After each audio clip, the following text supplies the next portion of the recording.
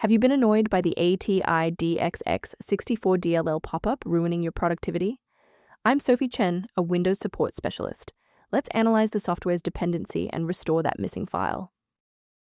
Before the technical guide for Atidxx64, I've linked a maintenance resource to help stabilize your background processes. This DLL file is the AMD DirectX 10-11 driver library for 64-bit systems. It acts as the primary translation layer for Direct3D commands on Radeon hardware, providing high-performance rendering for modern Windows PC games. Knowing the file's purpose is helpful, but now we need to physically restore it. This error usually occurs when AMD Radeon Software is damaged or incompletely installed. Download and reinstall the latest official version of AMD Radeon Software to replace required files such as the Atidxx64.dll.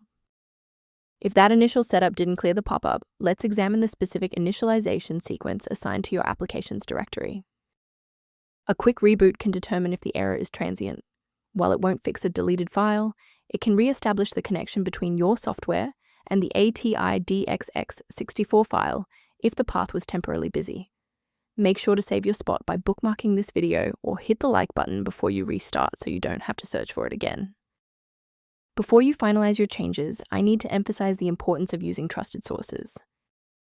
Replacing the Atidxx64 without a proper engineering protocol can lead to DLL hell, where multiple versions of the file conflict and paralyze your OS. To reduce technical overhead while maintaining high security, here is a professional method for managing system-level file health.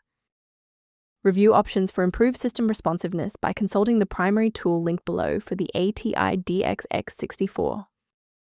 If we successfully synchronize the missing library for the Atidxx64 today, liking this video helps others find the solution. Subscribe for professional tech support.